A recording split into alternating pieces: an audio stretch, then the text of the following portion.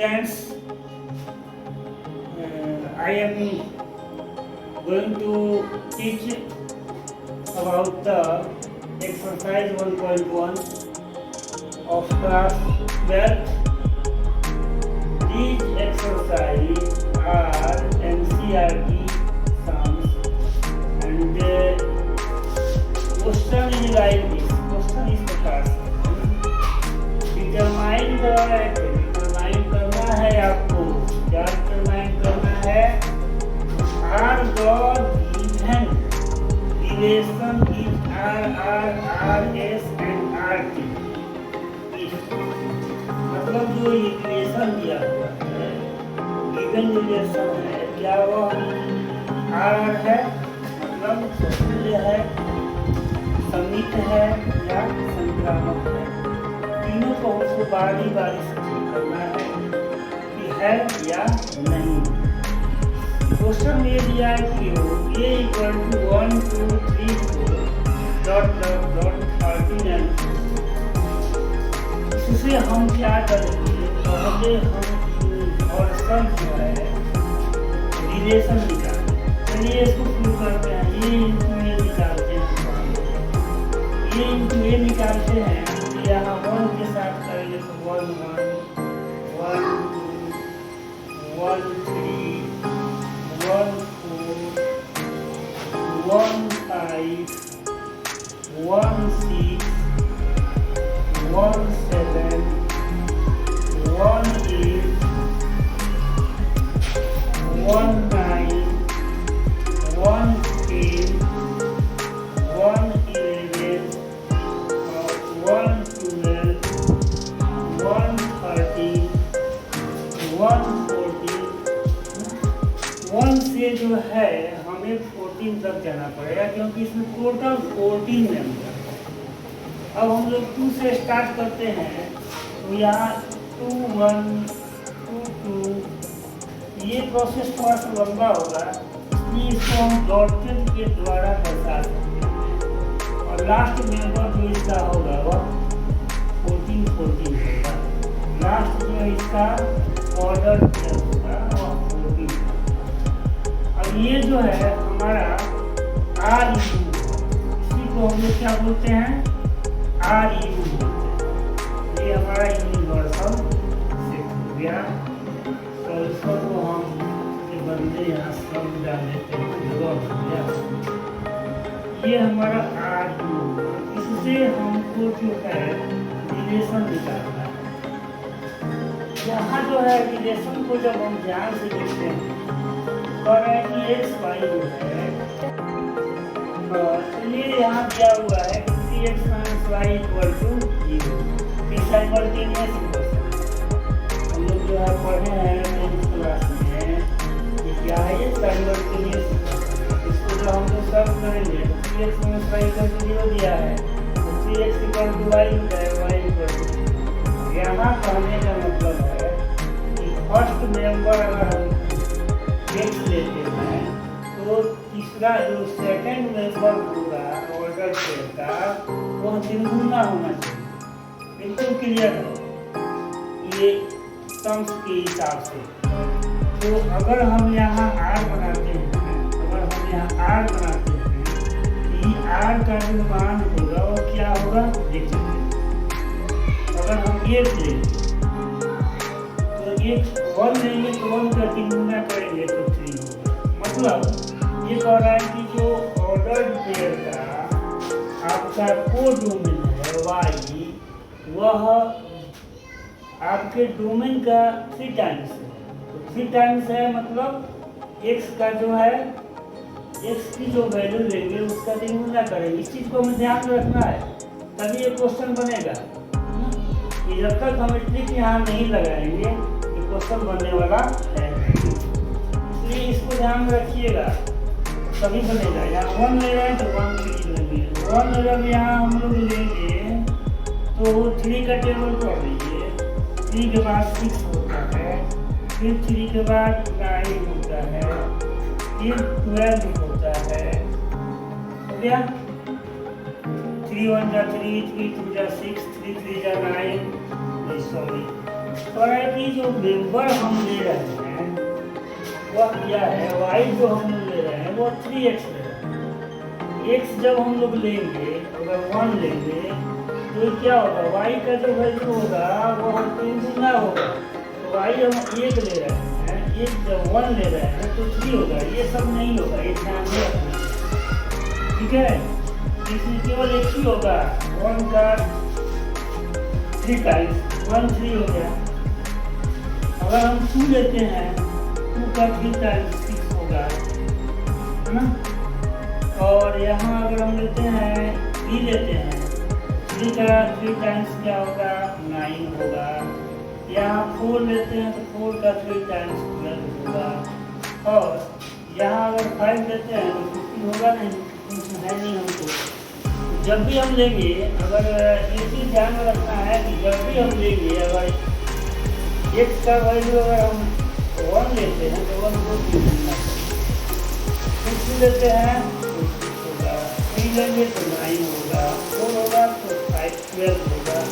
इस प्रकार से अगर हम यहाँ 5 लेते हैं, अगर ह्यूमन बना तो 5 3 या 50, लेकिन ये में केवल जो है 14 तक है, इसलिए हम आगे इसको नहीं लेंगे। ये हमारा जो है रिलेशन।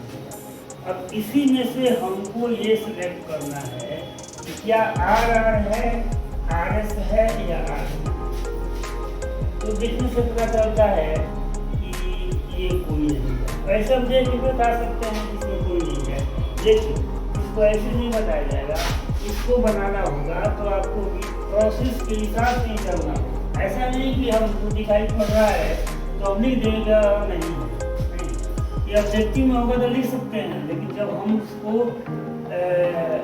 शॉर्ट आंसर टाइप में बनाना होगा, चाहे लॉन्ग आंसर टाइप में बनाना होगा, तो आपको प्रोसेस करना है। चलते हैं, शुरू करते हैं स्टेप 1 पर। स्टेप 1 में यहाँ मान लेते हैं, देखिए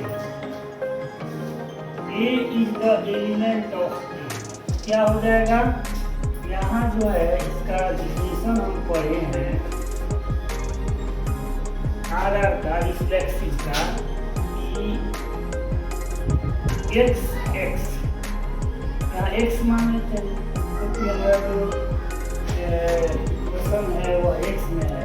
x ही मान सकते हैं, कोई दिक्कत नहीं है, x ही मान लेते हैं। is the element of R। यहाँ हम लोग क्या लिखेंगे, यहाँ हम लोग लिखेंगे x is the element of R। x is the element of R। x is the element of R where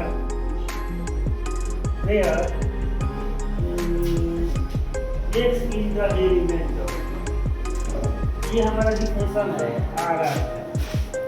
अब इसमें हम लोग क्या करते हैं, लेटस कंसीडर करते हैं। Consider that. अब इसमें से कोई मेंबर अगर है उसको हम लोग ले लेते हैं। तो इसमें से जो मेंबर है मान लेते हैं कि हमारा जो है x = 1 है, ठीक है। अब इस वैल्यू को यहाँ रख करके हम चेक करते हैं, तो यहाँ 1 1 आ जाएगा, सच है R। ये 1 1 देखते हैं कि इसमें है कि नहीं। 1 1 आपको दिखाई देगा, 1 1 नहीं है, तो यहाँ आप क्या कर देंगे,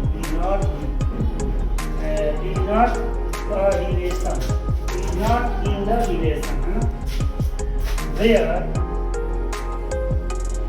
where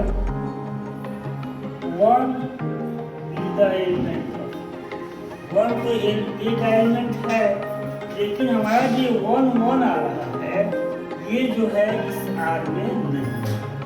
तो ये क्या होगा, ये हमारा जो है डिफिनेशन को सेटिस्फाई नहीं कर रहा है, इसलिए ये जो रिलेशन है RR जो है R में नहीं होगा। लिखेंगे this statement is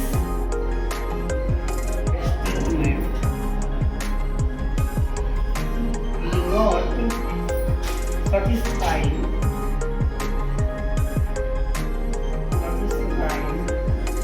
the definition of Therefore, R is not R. इसको हम क्वेश्चन नंबर, ठीक है।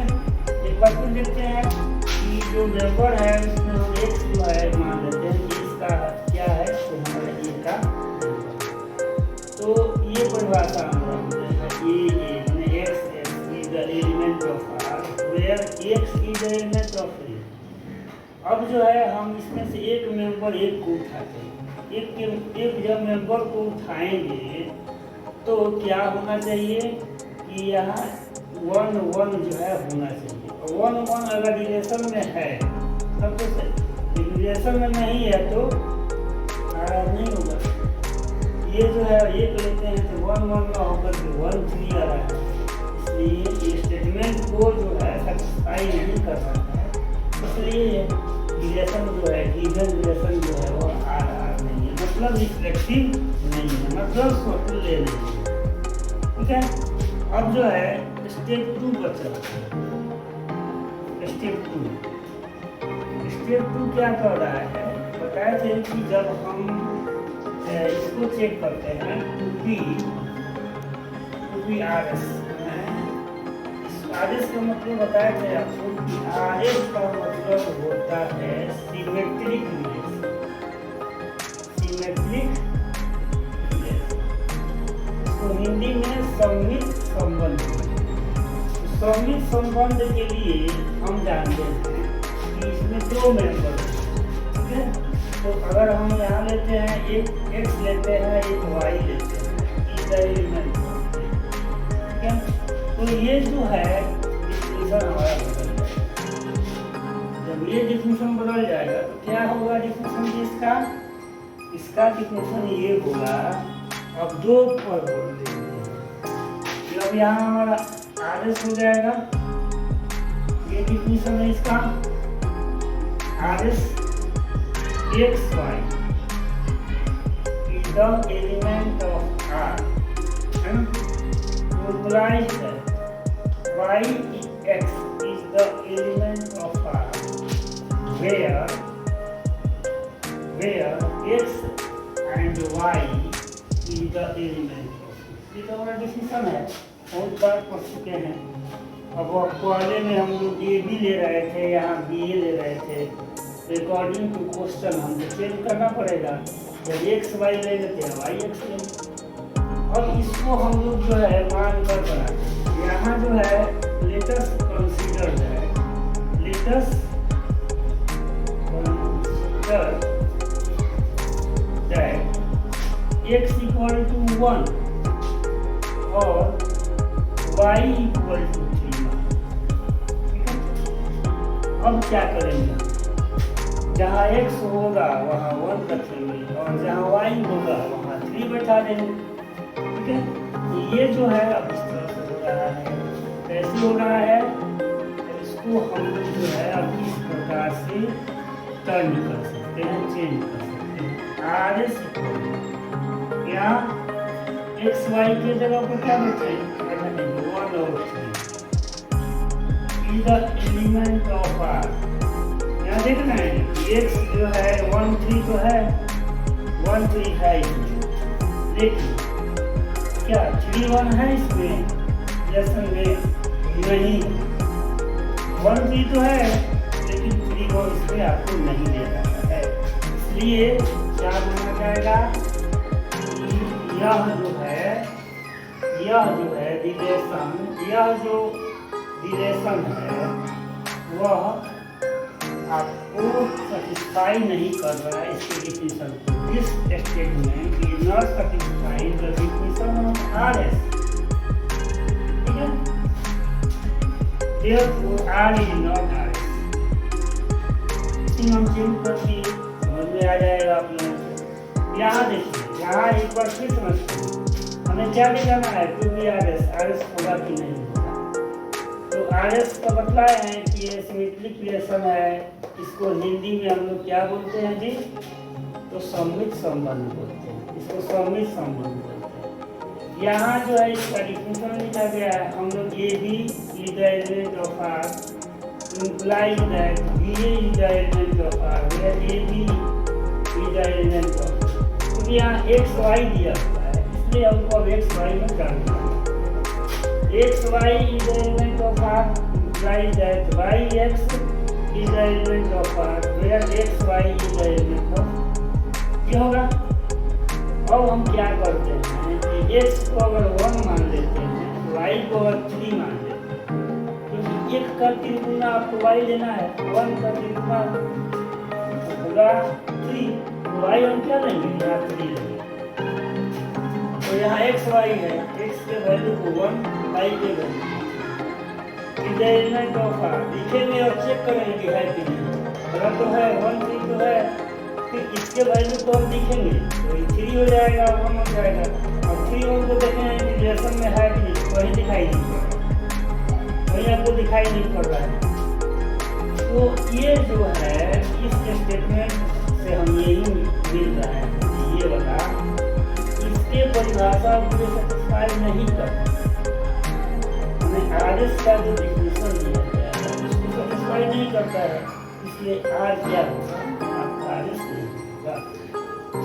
नेक्स्ट जो है और हमारा जो है और जो है हम यहाँ और स्टेट आर को और स्टेट में हम आर को रखेंगे.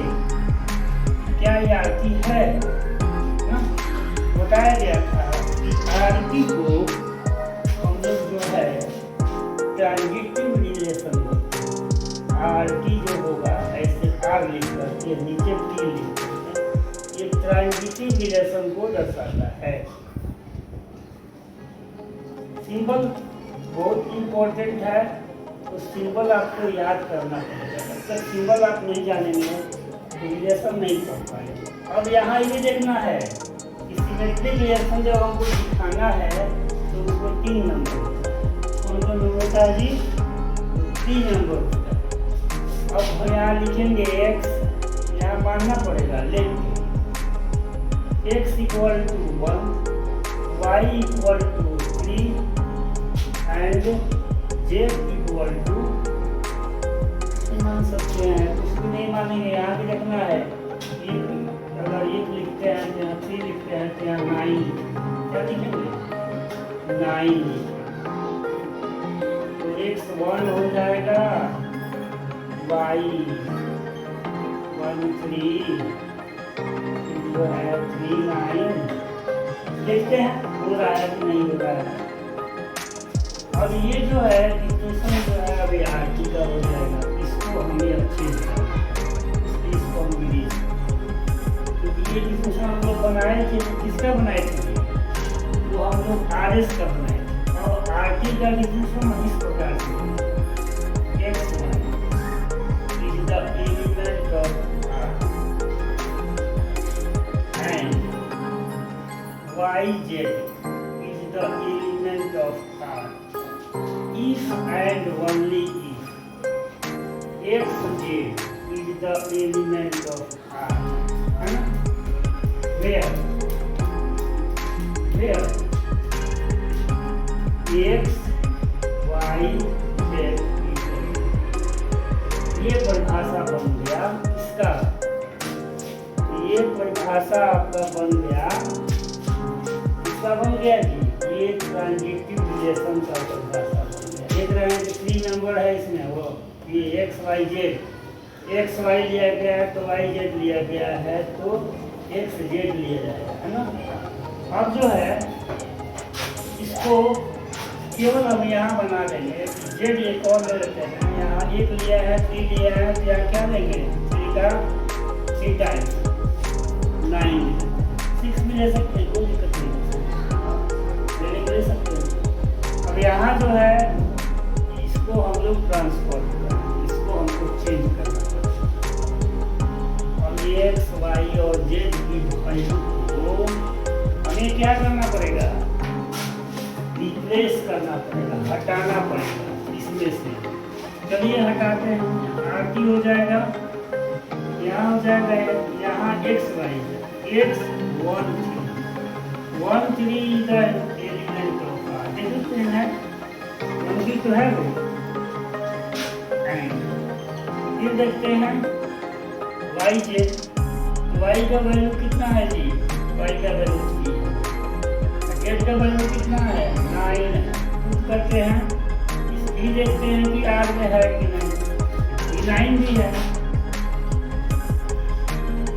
अब जो है नेक्स्ट कंडीशन है उसको देखते हैं, x का मतलब कितना हुआ, x का मतलब 1, z का मतलब कितना हुआ 9, क्या ये r में है, नहीं है, नहीं है ना, ये है कि नहीं, where 1 3 9 is the element of है, लगते हैं 1 3 इसमें है, ठीक है, 3 9 भी है, लेकिन 1 9 जो है इस रिलेशन में नहीं। तो this statement is not satisfying the definition of RS, ये satisfy नहीं करता है, किसके डिफिनेशन को नहीं satisfy करता है, RT के, मतलब संक्रामक संबंध, माने ट्रांजिटिव रिलेशन का जो डिफिनेशन है उसमें जब हम वैल्यू पुट करते हैं, तो अगर ये जो है satisfy कर रहा है तब तो ठीक है, तब तो माने कि RT होगा, लेकिन यहाँ जो है ये RT नहीं है, इसलिए भी सेटिस्फाई नहीं कर रहा। इसको हम इक्वेशन नंबर 3 फर्स्ट इक्वेशन आया था वह RR का आया था, सेकेंड इक्वेशन आया था वह RS का आया था, थर्ड इक्वेशन आया था वो RT का आया था। इन को जब हम ध्यान से देखते हैं तो क्या पाते हैं, जो पाते हैं उसको लिखते हैं, क्या पा रहे हैं, यही पा रहे हैं कि ये जो रिलेशन है, गिवन रिलेशन है, और न R है न RS है न RT है। लिखेंगे फ्रॉम, लिखेंगे हम लोग from equation 1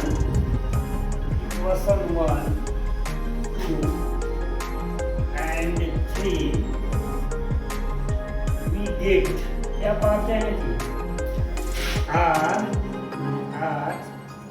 is not RR, RS and RT, ठीक है।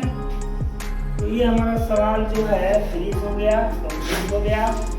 अब जो है इसमें ये देखते हैं कि जो R है, R जो है वह RR RS RT क्यों नहीं है, इसलिए नहीं है क्योंकि जो है वह परिभाषा को सेटिस्फाई नहीं कर रहा है, जो हमारा रिलेशन आ रहा है उसमें नहीं है, इसलिए ये जो है रिलेशन संबंध न स्वतुल्य होगा, न संक्रामक होगा, और न संक्रामक होगा न सममित, न स्वतुल्य होगा न सममित होगा और न संक्रामक, न रिफ्लेक्सिव होगा न सिमेट्रिक होगा और न। Dear friends, dear students, question जो है सॉल्व हो गया, और हम आशा करते हैं कि आप इस क्वेश्चन को